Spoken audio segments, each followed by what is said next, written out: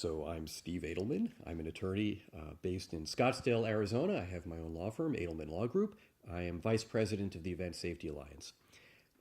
How I got into this, so I was a practicing lawyer doing various different things. And most lawyers are generalists to some degree or another. And I was working for a firm and a case came in. And the case was assigned to me. And here are the basic facts. A 20-year-old young man goes to a festival, an all-weekend festival held at a major stadium. On the Saturday, it's a warm Saturday, Memorial Day weekend. He and his friends are doing what everybody else is doing. They're hanging around, they're having some beers. They're not doing anything unusual at all. As the day goes along, various acts take the stage, perform, leave the stage, leading up to the headliner.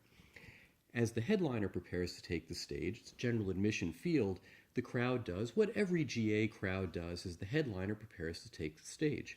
They move towards front of house center because they want to get closer to the main act, the main attraction. It is in fact attractive and it attracts people towards the nearest point, front of house center. And so this young man and his friends move towards the middle of the crowd near the front. Foreseeably, that part of the crowd became more and more densely packed. The occupant load increased. And so as the occupant load in that area, front of house center on a general admission floor, became higher and higher, people had less and less room for their bodies. And so this young man who was a football player and could handle himself and was in great shape was being squeezed like this. And when you're squeezed like I am right now, you don't control your body weight.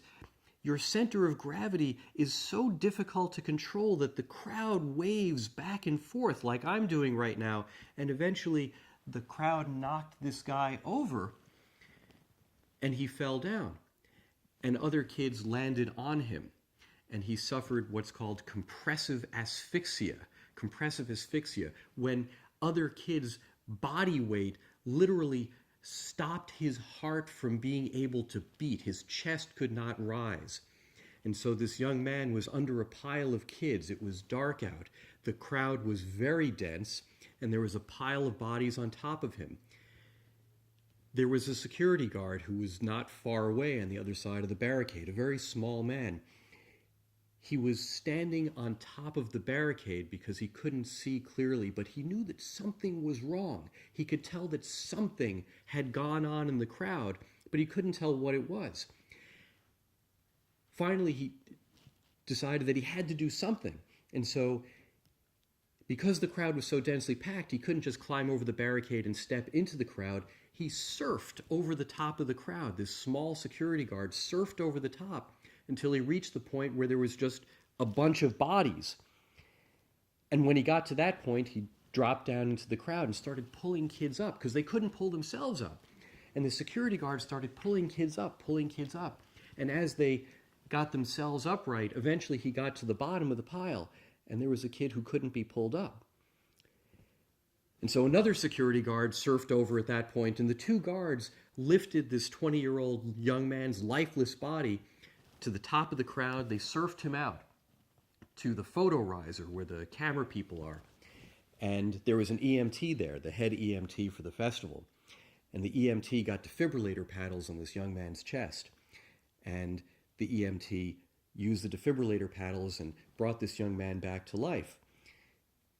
But he suffered a permanent brain injury because his brain had been deprived of oxygen for a long time.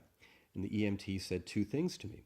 He said, "Steve, I've never seen someone so blue who lived." And he knew that I was colorblind, and he said, "The only way that I can describe the color, he was blue as a Smurf when I put the paddles on him." I wound up being a lawyer involved in this case. And through the process of litigation, through the process of legal discovery, where we request documents, we get to take depositions, we ask questions through the process of civil litigation, I learned how this enormous festival worked from the inside out, what crowd management decisions there were, how security was staffed, how the barricade was determined to be made in a straight line versus a T shape. all of the operational decisions that went into creating this event, I learned the way a lawyer learns, by using the tools of civil litigation to ask questions, including finally flying out to Michigan and deposing the artist who was on stage at the time, which was Eminem. And so I asked him various questions as I had all of the operations people. And through this process, the process that lawyers have available, really the only process that we have available, which is after the fact, playing detective, that's how I learned what goes into making an enormous festival and how many moving parts there are to get even simple things accomplished. In this case, the simple thing was crowd management. But it turns out many, many people were involved, and an enormous array of decisions needed to get made or not made. That's how I got involved in this. I was a lawyer on a tragic case and asked a lot of questions. And what I decided after the case was done is, number one, I think we reached a good and fair result. And so I felt like I had done right in the world. But number two, I wanted to help things like that not happen again. And it became very important to me to find like-minded people so that we could allow shows to go on. And the thing that happens at the end is everyone goes home safely with a great story, and they live to buy another ticket and go to more shows, and so on and so on. And that's where my sports and entertainment practice came from and where my involvement in the Event Safety Alliance started.